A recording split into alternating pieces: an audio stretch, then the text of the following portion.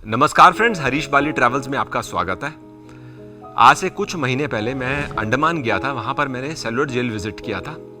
अंडमान में हमारी मुलाकात प्रदीप देसवाल जी से हुई थी। उन्होंने हमें सेल्युलर जेल पूरा विजिट करवाया, फ्रीडम फाइटर्स की हिस्ट्री के बारे में बताया। आप में से काफ़ी लोगों ने वो वीडियो ऑलरेडी देख लिया होगा। आज काफ़ी महीनों के बाद भी मैं देखता हूँ कि डेली बेसिस पे काफ़ी लोग उस वीडियो को देखते हैं, रेफर करते हैं और ऑब्वियसली अपने कमेंट के थ्रू शेयर करते हैं कि वो अंडमान के बारे में क्या सोचते हैं और सेल्युलर जेल के बारे में क्या सोचते हैं। काफ़ी सारे कमेंट्स मैंने ऐसे देखे जिसके अंदर काफ़ी लोगों ने वीर सावरकर से जुड़ी हुई इंफॉर्मेशन एडिशनल मांगी। कुछ लोगों ने वीर सावरकर के बारे में ऐसा कहा कि बहुत उनका योगदान था आज़ादी की लड़ाई के अंदर। और काफ़ी लोग ऐसे भी हैं जिन्होंने वीर सावरकर के बारे में कुछ नेगेटिव कमेंट्स लिखे और ऐसा लिखा कि उनको फ्रीडम फाइटर कहना सही नहीं होगा और काफ़ी सारी ऐसी चीज़ें जो कमेंट्स ऑलरेडी वहाँ पर पढ़े जा सकते हैं। अब इसके बारे में डिटेल में जानने के लिए मैंने सोचा एक काम करता हूँ, मैं प्रदीप देसवाल जी को दोबारा मिलता हूँ और उनको रिक्वेस्ट करता हूँ कि आप हमें वीर सावरकर के जीवन के बारे में कुछ ऐसी बातें बताइए जो काफ़ी बार हम जैसे लोगों को पता नहीं होती, क्योंकि हमने उतनी सारी किताबें नहीं पढ़ी जो एक हिस्टोरियंस पढ़ते हैं। तो इसलिए मैं आपको प्रदीप देसवाल जी से इंट्रोड्यूस करवा रहा हूँ। सर नमस्कार। नमस्ते नमस्ते हरीश जी। और बहुत अच्छा लग रहा है फिर से आपसे मिलने को मौका मिला आज। सीरियसली, इनफैक्ट मैं सही बताऊं कि जिस तरह से आपने अंडमान में सेल्युलर जेल विजिट करवाया और हमें सब डिटेल में बताया ना, तो मुझे वाकई में लगता है कि बिना आपके वो जस्टिस नहीं हो सकता था। ना हम उतना समझ सकते थे, ना ही हम अंडमान सेल्युलर जेल के बारे में उतना जान पाते। तो thank you so much once again. आज मैं आपके पास ना वीर सावरकर के जीवन के बारे में कुछ ऐसी बातें जानना चाहता हूँ जिसमें टॉप ऑफ द माइंड जो चीज़ें हैं उनमें ये है कि इन्होंने अपने जीवन का काफ़ी लंबा अरसा जेल में बिताया और जब इनको सज़ा हुई थी तो 2 लाइफ टाइम इम्प्रिजनमेंट्स हुई थी। तो ऐसा आपने वहाँ जिक्र भी किया था। तो हमारे देश में और भी फ्रीडम फाइटर्स ऐसे रहे हैं जिनको ऐसे 2 बार लाइफ इम्प्रिजनमेंट हुई हो? देखिए, ऐसे तो वीर शचेंद्रनाथ सान्याल, उनको 2 बार हुआ। पहले गए वहाँ पे और रिहा होके आए और फिर दोबारा फिर से उसी काम में लगे तो दोबारा भी गए। 2 बार हुआ उनको, याद आ गया। इनको एक ही बार में 2 अलग अलग मुकदमों में, एक नासिक कॉन्स्पिरेसी केस और एक जैक्सन मर्डर केस, दोनों में लाइफ इम्प्रिजनमेंट हुआ। तो कुल मिला के 50 साल की इनको सजा हुई थी। जेल में इनका जीवन कैसा था उसके बारे में तो ऑलरेडी आपने वहाँ चर्चा करी। मैं ना काफ़ी लोगों से ये जान रहा हूँ, काफ़ी लोग ऐसा कमेंट में हमको लिख रहे हैं कि वीर सावरकर जिम्मेवार थे देश के विभाजन में, पूरी तरह से नहीं लेकिन उनका भी कंट्रीब्यूशन था, ऐसा लोगों का कहना है। तो आप इस बात के बारे में क्या ओपिनियन कैरी करते हैं? असल में हरीश जी, ये थोड़ा सा कॉम्प्लेक्स सब्जेक्ट है।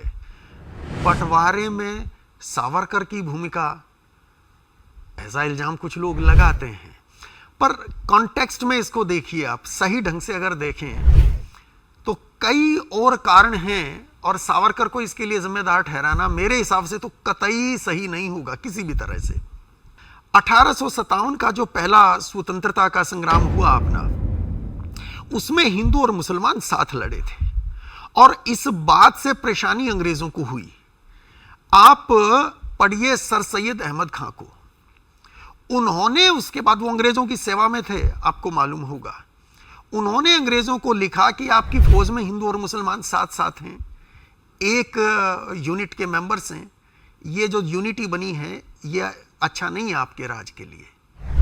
उसके बाद खैर फौज में भी अलग अलग हिंदू और मुस्लिम्स की जाति के आधार पे उन्होंने यूनिट्स भी बनाई और अंग्रेजों ने कोशिश की कि हिंदू और मुसलमानों को अलग करना है। और उदाहरण में एक आपको दे दूं हरी जी, 1883 में प्रिंसिपल बनते हैं मिस्टर बैक, उस कॉलेज के जो अलीगढ़ में सर सैयद अहमद खान ने शुरू किया था। और आप पढ़े, एक किताब भी मैं रेफर कर देता हूं, इंटरनेट पर फ्रीली अवेलेबल भी है, इंडिया डिवाइडेड, और इसको लिखा है डॉक्टर राजेंद्र प्रसाद ने, हमारे पहले राष्ट्रपति हैं। वो उसके बारे में तफसील से डिटेल्स में बता रहे हैं कि बैक जैसे उस कॉलेज में एज प्रिंसिपल ज्वाइन करता है तो किस तरह वो पोल्यूट करता है सर सैयद अहमद खां की सोच को भी, और कैसे वो आर्टिकल्स लिखता है उस अखबार में जो सर सैयद ने शुरू किया था हिंदुओं के खिलाफ। एक जमाने में सर सैयद रादर ये कहते थे कि मैं भी हिंदू हूं, हिंदू वो जो हिंदुस्तान में जन्मा, और मैं मुसलमान हिंदू हूं, तुम सनातनी हिंदू हो या आर्य हिंदू हो। वही सर सैयद एकदम अगेंस्ट खड़े हो जाते हैं। 1987 का उनका लखनऊ का भाषण है और 1988 का मेरठ का भाषण है, ये पढ़ें। मेरे पास एक किताब है, ये आप देखेंगे, इसमें कंपाइल्ड है, तो इसको दर्शक खरीद भी सकते हैं और इंटरनेट पे फ्रीली अवेलेबल भी है वो भाषण। इसमें वो डिटेल्स दी गई हैं। अब वो ये कहने लगे कि जिस दिन अंग्रेज अपनी सेना को लेके, अपने हथियारों को लेके यहां से चले गए, उस दिन हिंदू और मुसलमान मिलकर इस देश पर राज नहीं करेंगे। उस दिन लड़ाई होगी, जो जीतेगा वो राज करेगा। अरे जी, ये बात ठीक है कि सावरकर ने हिंदू और मुसलमानों को दो नेशन बताया था, लेकिन उन्होंने ये कभी नहीं कहा कि इसके लिए देश बांट दिया जाए। उनका कहना था कि ऐसा संविधान बने जिसमें धर्म के आधार पर किसी को ना तो विशेषाधिकार हो, ना किसी के साथ भेदभाव हो। 1937 में अहमदाबाद में हिंदू महासभा के अधिवेशन में दिए उनके अध्यक्ष भाषण को देख लीजिए। अच्छा, अल्लामा इकबाल की बात करते हैं। 1904 में उन्होंने तरानाए हिंद लिखा। क्या बोल थे इसके? मजहब नहीं सिखाता आपस में बैर रखना, हिंदी हैं हम, वतन है हिंदुस्तान हमारा। 1904 में वे स्वयं को हिंदी और हिंदुस्तान को अपना वतन बता रहे थे। 1905 में वे इंग्लैंड जाते हैं और 1908 में भारत लौट कर आते हैं, और जब वापस आए तो पूरी तरह बदल चुके थे। अब वो लिख रहे थे, चीनो अरब हमारा, हिंदुस्तान हमारा, मुस्लिम हैं हम, वतन है सारा जहां हमारा। 1916 में लखनऊ पैक्ट और 1928 में मोतीलाल नेहरू की जो कमेटी की रिपोर्ट थी, उनके अनुसार कांग्रेस और मुस्लिम लीग को मिलकर सरकारें बनानी थी, पर 1937 के चुनाव के बाद कांग्रेस ने इससे इनकार कर दिया। इससे जिन्ना को लगा कि भारत में तो मुस्लिम लीग को कभी बहुमत मिल नहीं सकता, इसलिए अगर राज करना है तो पाकिस्तान बनाना होगा। इसके बाद नफरत की खेती करने में उन्होंने कोई कसर नहीं छोड़ी। यह विषय असल में बहुत लंबा है, आगे बढ़ते हैं। 1942 में क्विट इंडिया मूवमेंट, उस समय ऐसा कहते हैं कि सावरकर जी ने इस मूवमेंट में साथ नहीं दिया था गांधी जी का। इसके बारे में आपका क्या ओपिनियन है, या मतलब व्हाट इज द रियलिटी? अब ये भी है ना, सही परिप्रेक्ष्य में देखें तो कहानी कुछ और मिलती है। 1939 में हम जाके देखें इसको, सेकेंड वर्ल्ड वॉर शुरू हो रहा था। नेताजी सुभाष पूरी कोशिश कर रहे थे कि कांग्रेस आंदोलन शुरू करे। रादर उनके अगेंस्ट तो सारी कांग्रेस खड़ी हो गई थी कि कैसी बातें कर रहे हो, उनको छोड़नी पड़ी। कांग्रेस नहीं तैयार हुए उस आंदोलन के लिए, ना गांधी जी तैयार थे ना बाकी कोई तैयार था। तो 1939 में, 1940 में, बल्कि ये देखिए किताब है द इंडियन स्ट्रगल, ये नेताजी सुभाष ने लिखी है। इसमें 1940 का वो घटना का जिक्र करते हैं जब वो गांधी जी के पास जाते हैं, उनको रिक्वेस्ट करते हैं आइए स्टार्ट करें, आपके नेतृत्व में आंदोलन करें। गांधी जी नहीं मानते। गांधी जी कहते हैं कि अगर तुम्हारे रास्ते से आजाद हो जाता है देश तो सबसे पहला बधाई का तार मैं दूंगा। तो कांग्रेस नहीं तैयार हुई। ये सावरकर के पास भी गए, सावरकर से भी नहीं सहयोग मिला। जिन्ना के पास गए, जिन्ना ने भी मना कर दिया। वो इसमें सब लिखा है। उसी मौके पे जब नेताजी सुभाष आंदोलन कर रहे हैं तो उनके साथ कोई नहीं आ रहा है। 1942 में जैसे आपने बात की कि भारत छोड़ो आंदोलन गांधी जी शुरू कर रहे हैं और सावरकर ने साथ नहीं दिया। हाँ, लोग ये कहते हैं बल्कि कि वो अंग्रेजों के पिट्ठू थे इसलिए साथ नहीं दिया। ये कहना सही नहीं होगा। इनकी अपनी एक सोच थी। इनकी सोच ये थी कि ये जो घड़ी है, ये अब अंग्रेजों को अगर हम और मुसीबत में डाल दिए तो अंग्रेज तो शायद यहां से फिर भागेंगे, अंग्रेज हार जाएंगे। इस वर्ल्ड वार में अगर अंग्रेज हार गए तो फिर आज अंग्रेजों को निकाल देने, कल जर्मनी और जापान को यहां से निकालना पड़ेगा। और ऐसा सोचने वाले सावरकर पहले व्यक्ति नहीं है। 1 साल पहले तो कांग्रेस ही ऐसा कह रही थी। और डॉक्टर भीमराव अंबेडकर हमारे हीरो हैं, मेरे हीरो हैं। वो तो उस टाइम अंग्रेज सरकार में लेबर मिनिस्टर थे। वो भी उल्टा ये कह रहे थे कि इस घड़ी में अंग्रेजों को निकालेंगे तो कल जर्मनी जापान को निकालना पड़ेगा। तो उस टाइम अगर सावरकर उस मूवमेंट में साथ नहीं देते हैं तो वो गद्दार हो जाते हैं, ये ठीक नहीं है। Got it. अच्छा, जैसे मैं आपको बता रहा था कि हमारे चैनल पे ना सेलुलर जेल वाले वीडियो में काफ़ी सारे लोगों के कमेंट्स आए, तो मैं नेगेटिव कमेंट्स पे ज़्यादा इस समय आपसे बात कर रहा हूँ। जी। क्योंकि जो पॉजिटिव साइड है वो तो हमने बहुत सारी कवर करी है, और जी। अब ले दे के टाइम तो लिमिटेड ही है। तो हम उन मुद्दों को उठाना चाहते हैं आपके साथ। काफ़ी लोग ने ना कमेंट में ऐसा लिखा था कि जब हम वीर सावरकर की बात करते हैं तो साथ साथ माफी वीर शब्द जुड़ता है उनके उसके साथ। और फिर मैंने थोड़ा जब और उसके बारे में जाना तो मैंने कुछ लेटर्स पढ़ी जिसके अंदर उन्होंने लिख रहे हैं वो खुद कि योर ओबीडियंट सर्वेंट, इस प्रकार की भाषा का इस्तेमाल किया है, जिसे पढ़ के ऐसा लगता है कि आप अंग्रेजों के सर्वेंट हो और अंग्रेजों के खिलाफ आप कुछ नहीं करोगे। तो इस पे मैं चाहूंगा कि आप बताइए कि देखिए, पहली बात तो ये, इसमें कोई संदेह नहीं कि जब वो सेलुलर जेल गए तो वहां से निकलने की उन्होंने जी जान से कोशिश की, पूरी कोशिश की कि यहां से किसी तरह निकला जा सके, इसमें कोई दो राय नहीं। जहां तक बात है उनके शब्दों की, उन्होंने क्या शब्द लिखे, योर मोस्ट ओबीडियंट सर्वेंट, ये लिखने वाले सावरकर अकेले व्यक्ति नहीं थे। उस जमाने का ये एक शिष्टाचार था, पत्र ऐसे ही लिखे जाया करते थे। आप गांधी जी के पत्र देखिए, एक नहीं 100। चंपारण के डीएम को 1917 का लिखा पत्र पढ़िए, उससे पहले साउथ अफ्रीका के कितने सारे, भारत में आके भी कितने सारे। ये देखिए 17 अप्रैल 1917 को चंपारण के डीएम को गांधी जी लिख रहे हैं। चंपारण वो गए थे, आंदोलन किया था उन्होंने, वहां के किसानों का इशू था। I have the honour to be sir your obedient servant M K Gandhi. और ये कहाँ है? ये गांधी आश्रम सेवाग्राम .org, जो वर्धा का उनका आश्रम था गुजरात में। हाँ नहीं, ये महाराष्ट्र में वर्धा वाला। अच्छा। वो अहमदाबाद में था गुजरात वाला। अच्छा। हाँ जी, दांडी मार्च के बाद वो छोड़ दिया था उन्होंने और यहाँ नया आश्रम बना। गुजरात का आश्रम तो विजिट किया। अच्छा, ये वर्धा वाला है सेवाग्राम। तो ऑफिशियल वेबसाइट पे गांधी जी की कंप्लीट राइटिंग्स 98 वॉल्यूम्स में अवेलेबल है। अगर इसमें जाएंगे तो ये वॉल्यूम 15 पे ये लेटर है, इसको आप देख सकते हैं। ये एक नहीं, सैकड़ों पत्र हैं। तो इससे लिखने से गांधी जी अंग्रेजों के सर्वेंट हो गए क्या? नॉट ओनली गांधी जी, ये कह सकते हैं कि ये उस समय का फॉर्मेट था कि अगर आपको कुछ ब्रिटिशर्स के साथ कम्युनिकेट करना है तो आपको ये भाषा इस्तेमाल करनी पड़ेगी। नॉट ओनली ब्रिटिशर्स, अदरवाइज भी। हम भी बचपन में जब स्कूल में गए थे तो हमको भी एप्लीकेशन लिखनी सिखाई थी, तो बताया करते योर्स ओबीडियंटली। समय के साथ धीरे धीरे चीजें चेंज हुई हैं। तो ये स्टैंडर्ड फॉर्मेट था। नेताजी सुभाष जब आईसीएस से उन्होंने रिजाइन किया तो वो पत्र भी आप पढ़िए, इंटरनेट पे फ्रीली अवेलेबल है।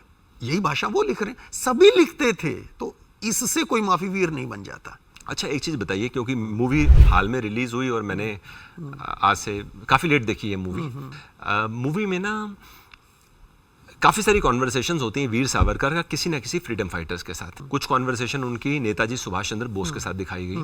तो वहाँ पर ना एक पर्टिकुलर चीज़ पे मुझको ऐसा लगा कि ये समझ में नहीं आया मुझे पार्ट, वो मैं आपके साथ शेयर करता हूँ। ऐसा दिखाया मूवी में कि वीर सावरकर नेताजी से बात कर रहे हैं और उनको बता रहे हैं कि आप जर्मनी जाओ, आप जापान जाओ। तो मैं ऐसा सोच रहा था कि इन्होंने तो अपना जीवन का बहुत सारा समय बिताया जेल में, चाहे वो रत्नागिरी में थे या अंडमान में थे, लेकिन वहाँ जेल में थे।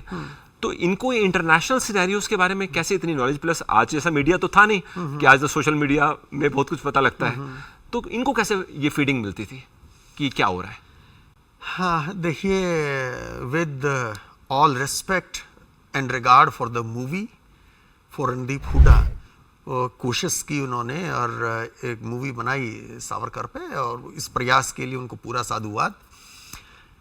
अच्छा प्रयास है, बहुत अच्छा प्रयास, और बहुत अच्छी मूवी है। लेकिन हिस्टोरिकल फैक्ट्स की अगर बात करें तो मैं माफ़ी चाहूँगा, कुछ जगह मैं सहमत नहीं हूँ। आपने जैसे जिक्र किया कि नेताजी सुभाष को वो गाइड कर रहे हैं जर्मनी जाएं, जापान जाएं, मैं इस बात से सहमत नहीं हूं। और सहमत क्यों नहीं? मेरे पास again I would refer to this book the Indian struggle, ये नेताजी सुभाष ने ही लिखी है। और इसके पेज नंबर 384 के ऊपर इस पे हरीश जी स्वयं नेताजी सुभाष ने उस मीटिंग के बारे में खुलासा किया है। और नेताजी सुभाष का ये कहना है, कि मैं तो गांधी जी के पास गया, गांधी जी ने सहयोग नहीं किया, मैं जिन्ना के पास गया, और यही लिखा 384 पे सारी बातें लिखी हैं कि जिन्ना के पास गया, पर जिन्ना को अंग्रेज़ों के साथ मिलकर भारत के टुकड़े करने के अलावा कुछ नहीं दिखता था। मैंने उनको पहला प्रधानमंत्री बनाने तक की भी बात की, पर नहीं समझ में आई।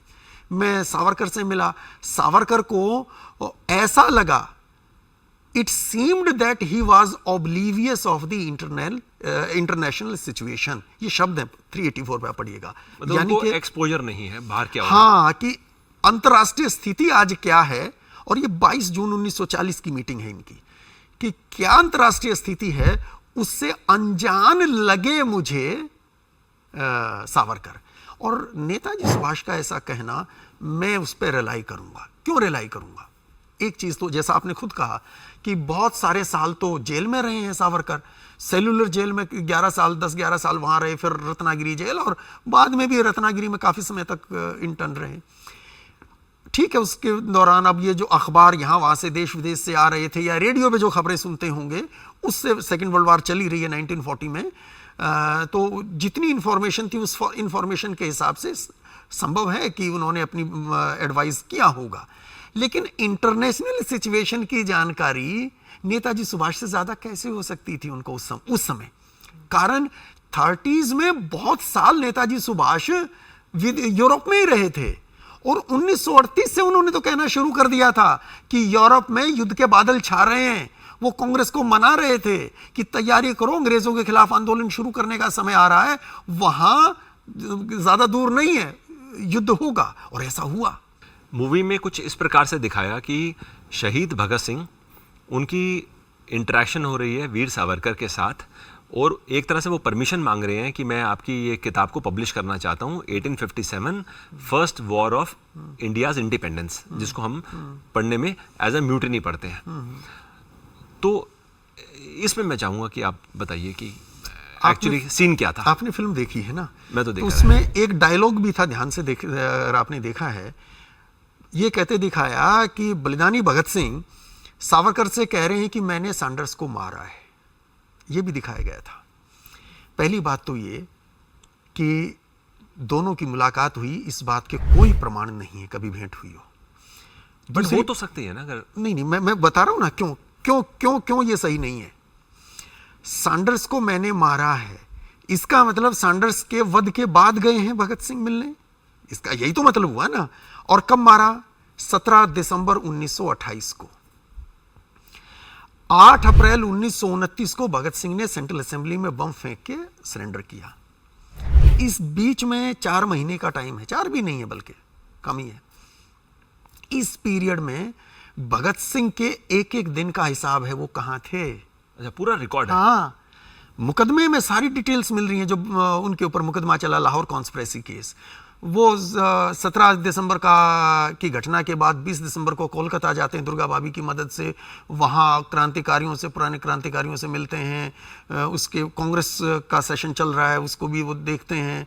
उसके बाद वो आगरा आ जाते हैं, जहाँ पार्टी का हेडक्वार्टर शिफ्ट हो चुका। आगरा से वापस जाते हैं, वहाँ गन कॉटन तैयार करते हैं कोलकाता में, आर्य समाज मंदिर में, कॉर्नवालिस स्ट्रीट पे, आजकल उसको विधान सरनी मार्ग कहते हैं।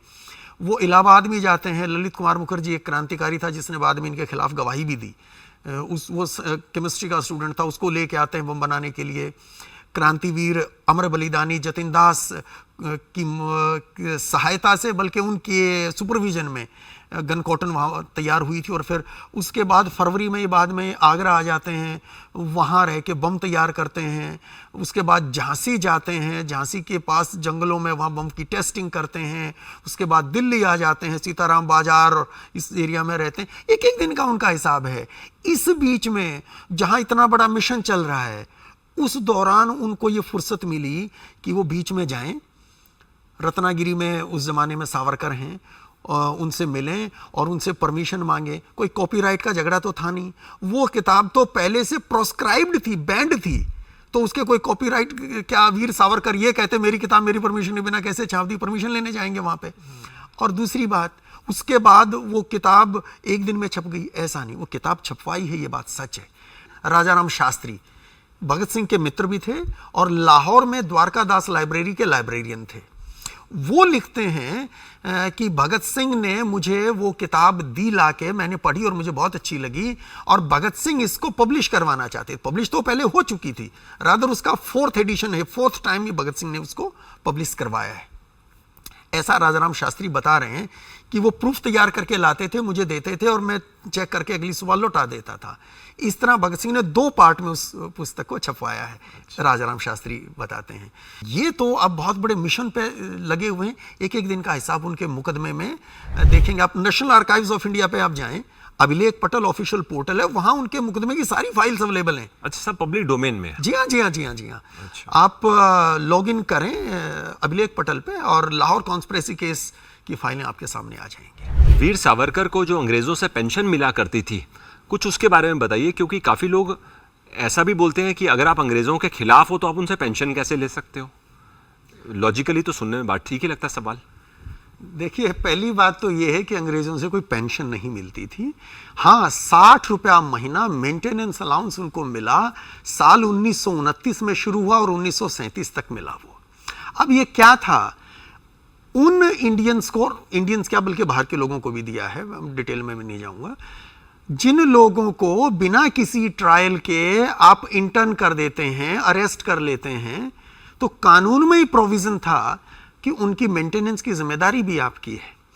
और 1924 में जब जेल से रिहा हुए, तब इन्होंने इसके लिए डिमांड किया था कि भाई मेरे को आपने रत्नागिरी में रोक दिया है, अब ना तो आप मेरे को वो आज़ाद कर रहे हैं, आप बीए की डिग्री इनकी विड्रॉ कर ली, ये लॉ लंदन में पढ़ के आए थे, वो डिग्री इनको नहीं दी, अब खाएं कमाएं क्या, परिवार को कैसे चलाएं। तो इन्होंने कहा कि मेरे को मेंटेनेंस अलाउंस दें। 5 साल लगे उस प्रोसेस में। 1929 में 60 रुपया महीना शुरू हुआ, और ये अकेले ऐसे हों ऐसा नहीं है, सैकड़ों लोगों को मेंटेनेंस अलाउंस मिला करता था। जैसे कि है तो बहुत, मैं एक एग्जांपल आपको देता हूं। नेताजी सुभाष के बड़े भाई शरत चंद्र बोस, वो भी बहुत बड़े आज़ादी के सिपाही थे, वर्षों उन्होंने भी जेल काटी है। दिसंबर 1941 में वो अरेस्ट होते हैं, उनको 1000 रुपया महीना मिलता था, 1000 रुपया महीना। और 1943 में तो उनकी पत्नी सरकार को लिखती है कि इस 1000 रुपया महीना से गुजारा नहीं हो पा रहा, 11,000 रुपए तो हम उन प्रीमियम दे देते हैं उन इंश्योरेंस पॉलिसीज का जो शरद बाबू ने ले रखी हैं फैमिली मेंबर्स के ऊपर, तो इसको बढ़ाइए। मैं आपको दिखाता हूं, इसका वो एविडेंस दिखाता हूं। ये देखिए अभिलेख पटल, ये नेशनल आर्काइव्स ऑफ इंडिया का ऑफिशियल पोर्टल है। यहां ये फाइल मैंने खोल रखी है और आप भी जा सकते हैं, इसमें रजिस्ट्रेशन करें, कोई इसकी फीस नहीं लगती है। मैं इसको फुल व्यू कर देता हूं। ये डिटेल्स हैं उन पॉलिसीज की जो उन्होंने बताई कि किस किस के नाम पे किस कंपनी की पॉलिसी है और उसका कितना प्रीमियम है, और ये टोटल साल का दे रहे हैं 11,229 रुपया, 6 आना 0 पैसा। और वो लेटर देखिए, पूरी फाइल है वैसे, पर मैं अब ये लेटर आपको दिखा रहा हूं। ये सरकारी फाइल है, ये सिग्नेचर है विभावती बोस, ये शरद चंद्र बोस की पत्नी है, और इस पत्र को आप स्वयं पढ़ सकते हैं। वो कहती है कि 1000 रुपया महीना, दी allowance of ₹1,000 per mensem which is being granted to me is not even sufficient to meet the expenses of myself and my children. और ये बता रही है कि 11,229 तो हमारा लाइफ इंश्योरेंस पॉलिसीज का ही प्रीमियम हो जाता है। तो अकेले वो नहीं है, 60 रुपया महीना उनको मिलता था, सैकड़ों लोगों को मिला है वो तो, जिनको बंगाल रेगुलेशन 1818, बॉम्बे रेगुलेशन 1827, इन रेगुलेशंस में जिन जिनको अरेस्ट कर लेती थी सरकार, नजरबंद कर देती थी, उनको दिया जाता था। तो ये भी गलत आरोप है। एक्चुअली टू बी ऑनेस्ट, काफ़ी सारी हिस्ट्री की ऐसी चीज़ें हैं जिनके बारे में हमको ना, क्योंकि इन डिटेल नहीं मालूम, तो हम थोड़ा सा पढ़ लेते हैं, सुन लेते हैं, तो उस पर एक सवाल सा खड़ा हो जाता है। आपसे आज मिलने से पहले ना, मैं कल के दिन ऑनलाइन सर्च करने की कोशिश कर रहा था कि वीर सावरकर को जो वीर का टाइटल मिला वो किसने दिया। तो मैंने बहुत सारा रिसोर्सेस सर्च करे, लेकिन कोई पुख्ता सी खबर नहीं मिल पाई। तो आप बताइए। देखिए, कंफर्म तो नहीं है मुझे भी। कुछ लोग तो ये कहते हैं कि उन्होंने खुद ही अपने आप को वीर कहा था जी। इससे फर्क कोई पड़ता भी क्या है, किसने उनको दिया था, फर्क नहीं पड़ता। महात्मा गांधी उनको वीर कहते हैं, आप अभी हम जो देख रहे थे पोर्टल उस पे जाएं और कंट्रोल F करके डालिए सावरकर। जितनी बार भी जिक्र किया है गांधी जी, उनको वीर सावरकर कह के बात करते हैं। ये देखिए गांधी आश्रम सेवाग्राम.org और ये वॉल्यूम 38 में है। दर्शक अपने आप इस वेबसाइट पे जाके वॉल्यूम 38 खोल सकते हैं। मार्च 1, 1927 का लेटर है ये गांधी जी का। और गांधी जी सावरकर को क्या कह रहे हैं? You know my regard for you as a lover of truth and as one who would lay down his life for the sake of truth. तो महात्मा गांधी के लिए सावरकर एक ऐसे व्यक्ति हैं जो सच से प्यार करते हैं और सच के लिए अपना जीवन दे सकते हैं। गांधी जी के लिए तो सावरकर ये हैं। तो मेरे ख्याल इस बहस की कोई गुंजाइश नहीं रहती। और दूसरी चीज, नहीं, मेरा खाली सवाल था क्योंकि नहीं, कोई बहुत लोग कहते हैं आउट ऑफ क्यूरियोसिटी मैंने कल काफी सर्च किया तो मुझे लगा आपसे पूछता हूं। नहीं, आपकी क्यूरियोसिटी आई अप्रिशिएट। पर सोशल मीडिया पे मैं भी कई बार देखता हूं लोग कहते हैं कि कैसे वीर, कहाँ के वीर। तो महात्मा गांधी के लिए वीर, सो मच सो 1970 में इंदिरा जी डाक टिकट जारी करती हैं, वो प्रधानमंत्री हैं। सावरकर पे किसी कायर के लिए डाक टिकट जारी की थी क्या उन्होंने? और यहां यह भी इंपॉर्टेंट बात है, आपने कपूर कमीशन की बात की थी। 1969 में कपूर कमीशन की रिपोर्ट आती है जिसमें उनके ऊपर वो उंगली उठाई गई कि ये गांधी हत्या में शामिल हैं। अगर ऐसा था तो उसके अगले साल इंदिरा गांधी प्रधानमंत्री रहते हुए उस व्यक्ति पर डाक टिकट जारी करेंगी, अगर वो विश्वास के लायक बात थी तो। दूसरी चीज, इनके जन्म के 100 वर्ष पूरे हो रहे थे। 1980 का वो 20 मई का है शायद, 1981, 20 मई 1981 का पत्र है। इंटरनेट पे फ्रीली अवेलेबल है, दर्शक देख सकते हैं, आप भी दिखा सकते हैं इसको। इंदिरा जी का as prime minister signed letter है वो, जिसमें वो खुद लिख रही हैं कि इस देश के लिए अंग्रेजों के साथ जिस ढंग से लड़ा है सावरकर, वो बहुत बड़ी बात है और उनकी जन्म शताब्दी मने, उसके लिए वो अपनी शुभकामनाएं दे रही हैं। बल्कि कहने वाले ये भी कहते हैं 10,000 रुपए का उन्होंने डोनेशन भी दिया था उस प्रोग्राम के, उस इवेंट के लिए। तो असल में हो क्या गया है ना कि पॉलिटिक्स की वजह से पोलराइज इतना हो गया। अब दो ही तरह के बचे हैं इस देश में, या तो कोई देवता है या कोई दैत्य है। हमने किसी को इंसान छोड़ा ही नहीं। सावरकर के जीवन में भी उनसे भी भूल हुई होंगी, उनसे भी गलतियां हुई हैं, उनके भी निर्णय गलत गए होंगे। और हर जगह मैं स्वयं सावरकर से सहमत नहीं हूं, मुझे भी आपत्ति है, कई बातों को लेकर आपत्ति है। लेकिन इसका मतलब ये नहीं कि फिर मैं गालियां देने लगूंगा। यूं गालियां देंगे तो कोई बचेगा ही नहीं। किसको नहीं दे सकते आप? गलती तो हर इंसान से हुई है। तो मुझे लगता है कि हमें जो ये सोसाइटी में लोगों के बीच में ये बन रहे हैं, कुछ फ्रीडम फाइटर्स को लेबल कर रहे हैं कि ये सही है, ये गलत है, दैट इज़ रॉन्ग।